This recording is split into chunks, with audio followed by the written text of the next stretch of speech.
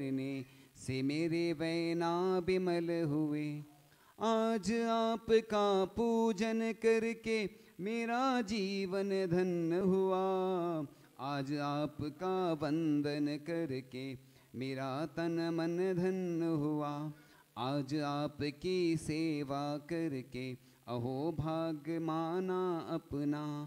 विद्यासागर सूर्य कृपा से सारा जग जाना सपना। श्री चमत्कारी मनोहारी अतिशयकारी चमत्कारी मनोहारी श्री अजितनाथ भगवान की, परम पूज्य आचार्य भगवान गुरुदेव शेखर विद्यासागर जी महामुनिराज की, मुनि शेखर विमल सागर जी आदि समस्त 3,9 करोड़ मुनिराजों की, रक्षाबंधन महापर्व की।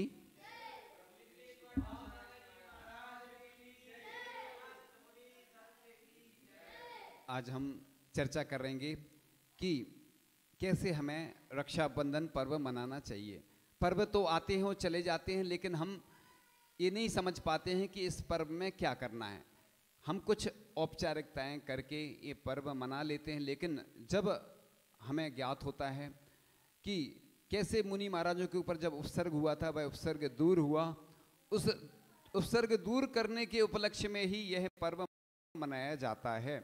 तो श्रावण शुक्ल पूर्णिमा को यह पर्व आता है और यह जो रक्षाबंधन है इसको सलूना पर्व भी कहते हैं और बासल पर्व भी कहते हैं, और यह पूरे देश में मनाया जाता है और सभी लोग एक दूसरे को राखी बांधते हैं। लेकिन क्या हो, हम इसके बारे में जब जानेंगे कि इसका क्या महत्व है तो फिर उस हिसाब से हम यह बासल पर्व मनाएंगे। जिस प्रकार से गाय और बछड़े का आपस में बासल होता है, प्रेम होता है, वैसा ही प्रेम हमारे परिवार में, समाज में और आपस में जो भी हमारे साधर्मी हैं उनके प्रति हमारा बासल होना चाहिए। इसको कुछ पंक्ति के माध्यम से बताएंगे, फिर आगे चर्चा कर लेंगे। देखो पूजन आती है कि खूब सुनी वात्सल्य अंग की महिमा अपरंपार कही। अखिल विश्व मैत्री का साधन धर्मी सा उपकार नहीं। दूर हुआ उपसर्ग तभी से रक्षाबंधन मना रहे। पर सोचो उपसर्ग धर्म पर क्यों आते क्यों सता रहे।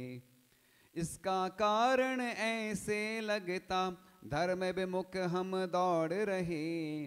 थोती सान मान के कारण आडंबर हम ओढ़ रहे। प्रेम दया वात्सल्य अंगया धर्म अहिंसा की बातें मात्र पुराणों तक सीमित है सदाचार की सौगातें। क्रिया धर्म की भार हो गई पर्व हुए सिर दर्द हमें। तभी प्रेम विश्वास गमा कर दुनिया लगती दर्द हमें। दुनिया इन इंसानों की है जिनके उर में प्रेम भरा। धर्म दया सेवा से सन कर कूट कूट सुख छेम भरा। आओ इस पावन उत्सव पर मिलकर हम संकल्प करें। दया धर्म का बिगुल बजाकर जीवों के दुख दर्द हरें।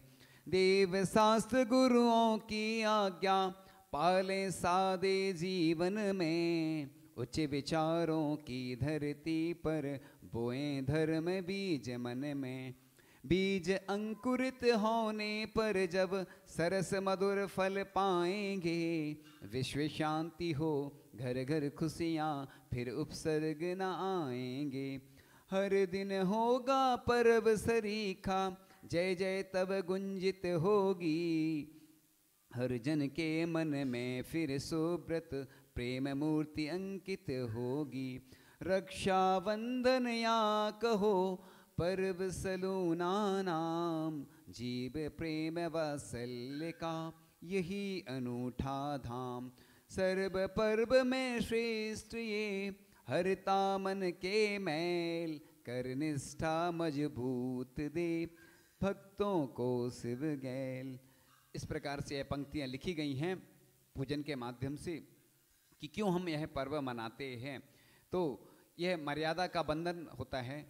सिर्फ आप रक्षाबंधन, वैसे तो इधर तीर्थ क्षेत्र बंधाजी है, आप बंधना है तो भगवान से बंध जाओ एक बार। इतनी प्राचीन प्रतिमा है कि अतिशयकारी है, और आप एक बार भगवान से बंध जाएंगे। हम कहते हैं हमेशा कि फरिश्ता से रिश्ता रखो। आपके जो रिश्ते रहते हैं ना, कड़वाहट वाले होते हैं, कभी मीठे हो जाते हैं, कभी कड़वाहट आ जाती है, तो दूरियां हो जाती हैं। लेकिन भगवान से जो फरिश्ता से रिश्ता रखता है वही सही हमारे रिश्तेदार हैं। अगर तुम भगवान से अपना बंधन, बंधा जी से बंध जाओगे, रक्षाबंधन अगर इस बार मनाना है, तो जहाँ जहाँ देश और दुनिया के लोग सुन रहे हैं, भगवान से जुड़ें। अपने आप को भगवान से अगर हम जोड़ लेंगे तो हमारा कल्याण निश्चित होगा। तो आज यह सुखद अनुबंधन भी है। सत्येषु मैत्री हम सामयिक पाठ में पढ़ते हैं कि सत्येषु मैत्री यानी जितने भी हैं जीव हमारे सब मित्र हो जाएं, और इसका नाम है रक्षाबंधन। और वात्सल, करुणा एवं रक्षा के भाव जीवन भर बने रहें, हम सबकी रक्षा करें। आज रक्षक ही कई बार भक्षक बन जाते हैं। आज जैसे बहनों को राखी बांधते हैं, और आज जो घटनाएं घटती हैं, आचार्य भगवान के अंदर एक करुणा आई कि कैसे हम इन बालिकाओं की रक्षा करें। देखो, एक संत के अंदर ऐसी भावना आती है कि जो हमारी बहनें आज सुरक्षित नहीं है। आचार्य श्री को लगभग 20 वर्ष पहले ऐसा उनने सपना संजोया था कि कैसे इन बालिकाओं को सुरक्षा मिले। तो उन्होंने प्रतिभा स्थली के माध्यम से 5-6 स्थानों पर अपना आशीर्वाद दिया, प्रेरणा और मार्गदर्शन दी, सानिध्य प्रदान किया। तो आज उन बच्चियों में, बालिकाओं में संस्कार आ रहे हैं, और वह संस्कार एक देश से, एक गांव से, एक नगर से प्रदेश में और देश में और विदेश में भी पहुंच रहे हैं। तो ये संस्कार ऐसे हैं कि हमारे रक्षाबंधन पर्व सिर्फ हम पुराण ग्रंथों तक या जो प्रचलन में चल रही हैं, जो चली आ रही हैं, उन तक हमें सीमित नहीं रखना है। इसलिए हम यह शुभ संकल्पों को दोहराने का यह स्मृति दिवस है कि हम, जैसे गौशाला है, जहाँ जहाँ भी पूरे देश में गौशालाएं चल रही हैं, तो पूरे विश्व में विदेश के लोग भी उन गौशालाओं में अपना सहयोग देकर, तन मन धन से दान देकर उनसे जुड़ें। जो हमारे मंदिर हैं, यह भी एक वात्सल्य का प्रतीक होते हैं। इन मंदिरों में भी जुड़ना है, क्योंकि हमारा देश इस भारतीय संस्कृति का देश कहा जाता है कि हमारे भारत में इतनी संस्कृतियां हैं, और प्रत्येक संस्कृति के हिसाब से हमेशा एक यह पर्व मनाने का प्रचलन चला आ रहा है। तो हमारा जो वात्सल्य है साधर्मी के प्रति हो। हमारा यदि कोई साधर्मी दुखी है तो हम उसकी रक्षा कैसे करें। इसलिए अकेला सिर्फ भाई बहन को नहीं बांधते हैं रक्षा सूत्र। कई स्थानों पर तो मंदिर में एक दिन पहले ही रक्षाबंधन पर्व मनाया जाता है। पहले मंदिर की राखी, फिर उसके बाद जो आप घर में या अपने जहाँ जहाँ जाते हैं उनको राखी बांधते हैं, क्योंकि भगवान से पवित्र बंधन हमारा हो जाए। हम भगवान के मंदिर में यह संकल्प लेते हैं कि हम एक दूसरे की रक्षा करेंगे। हमारे किसी साधर्मी बंधु को कोई रोग आ जाएगा, कोई कष्ट आएगा, तो हम उसकी रक्षा करेंगे। कई कई मंदिरों में ये व्यवस्था है कि यदि कोई व्यक्ति परेशान है, गरीब है, तो मंदिर से उसको राशि दी जाती है और वह ब्याज सहित वापस कर देता है उसको बिजनेस करने के लिए। या कोई रोग है तो उसको निर्माल्य का दोष इसमें नहीं लगता है, क्योंकि ब्याज देता है वह। यह मदद है कि हमारा व्यक्ति, हमारी समाज का एक व्यक्ति, साधर्मी व्यक्ति अगर गरीब है, उसकी आर्थिक स्थिति ठीक नहीं है, तो हम उसको मदद कर सकते हैं। तो हमारा खान पान, बोलचाल, वस्त्र, वेशभूषा भी ऐसी हो कि मतलब जिससे हमारा जो जीवन है वो तो अच्छा बने ही, और दूसरों का जीवन भी अच्छा बने। तो दान, पूजा, स्वाध्याय, जब तब भी वही सार्थक है जिसमें करुणा का भाव घुला हो, वही शास्त्र, वही सिद्धांत सच्चा हो। तो बस कुछ मिनट में संक्षेप में यह जो प्रसंग है आपको सुनाएंगे कि किस प्रकार से यह जो रक्षाबंधन पर्व हम मनाते हैं, यह जब हम पहले सुनेंगे तभी इसके बारे में हम कर पाएंगे, क्योंकि जब पर्व आते हैं उसके बाद कहानी कथा सुनाई जाती है तो आपको इसकी जानकारी नहीं हो पाती है। तो यह 18वें तीर्थंकर अरनाथ भगवान के समय की कथा है कि अवंती देश में, उज्जैनी नगरी में राजा श्री वर्मा था, उसकी रानी श्रीमती थी, और बलि, बृहस्पति और प्रहलाद तथा नमुची ये 4 मंत्री थे। और एक बार उज्जैनी में समस्त सुत के धारी दिव्यज्ञानी 700 मुनियों के साथ अकंपनाचार्य मुनि आकर उद्यान के वन में ठहर गए। आचार्य ने समस्त संघ से कहा कि यदि राजाधिक भी आए तो भी कोई मुनि बोले नहीं, अन्यथा समस्त संघ का नाश हो जाएगा, उपसर्ग हो जाएगा।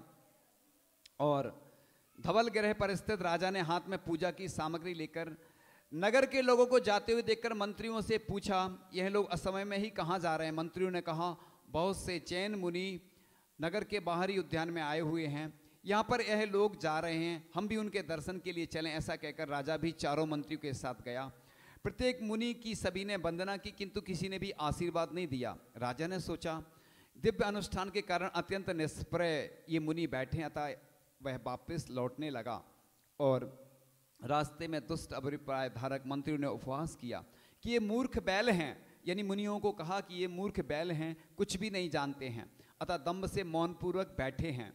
इस प्रकार बोलते हुए जब वे आगे जा रहे थे, तभी आगे चरिया कर श्रुत सागर मुनि को आते हुए देखकर उन मंत्रियों में से किसी ने कहा, यह तरुण बैल पेट भरकर आ रहा है। ऐसा सुनकर श्रुत सागर मुनि ने राजा के सामने उन मंत्रियों को शास्त्रार्थ में जीत लिया तथा आकर अकंपनाचार्य से समाचार कहा। आचार्य भगवान ने कहा, तुमने सारे संघ को मार दिया, यदि शास्त्रार्थ के स्थान पर जाकर रात में तुम अकेले ठहरते हो तो संघ जीवित रहेगा तथा तुम्हारी शुद्धि होगी, यानी वहाँ पर कायोत्सर्ग करना। और मुनि श्रुत सागर मुनि वहाँ जाकर कायोत्सर्ग पूर्वक खड़े हो गए। अत्यंत लज्जित क्रुद्ध मंत्रियों ने रात्रि में संघ को मारने के लिए जाते समय उन एक मुनि को देखकर, जिसने हमारा निरादर किया, उसे ही मारना चाहिए, ऐसा विचार कर उनके वध के लिए एक साथ 4 तलवारें खींची।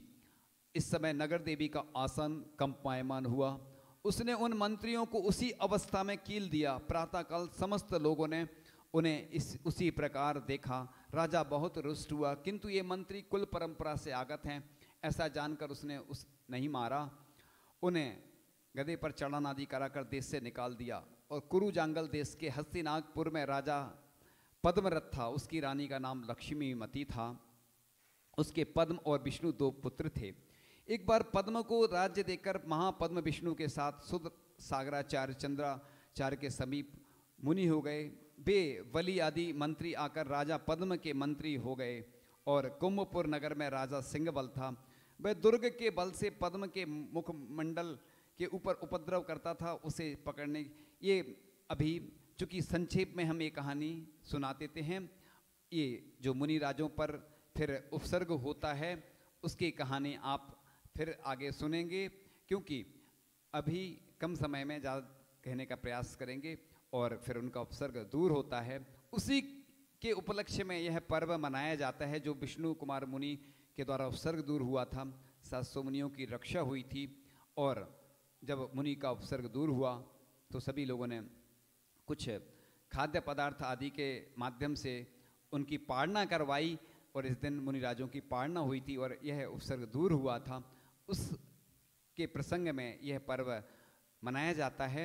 इस कहानी को चूँकि समय कम होने के कारण संक्षिप्त से सुनाया है। और रक्षाबंधन विधान पूरे देश में होते हैं और रक्षाबंधन पर्व मनाया जाता है और 700 श्रीफल के माध्यम से श्रीफल चढ़ाकर लोग अपनी भक्ति, स्तुति और अन्य जो उपसर्ग दूर होने के उपलक्ष्य में यह जो पर्व मनाया जाता है, उपसर्ग दूर हुआ था। आप लोग भी हमेशा जब भी मुनि महाराजों के लिए वैयावृत्ति का मौका आए, तन मन और धन से हमेशा लगे रहना चाहिए। चाहे बिहार की बात हो, चाहे आहार की हो, चाहे औषधि की हो, हमेशा मुनि राजों के प्रति हमें करुणा भाव से अपनी इस जैन संस्कृति को सुरक्षित रखना है।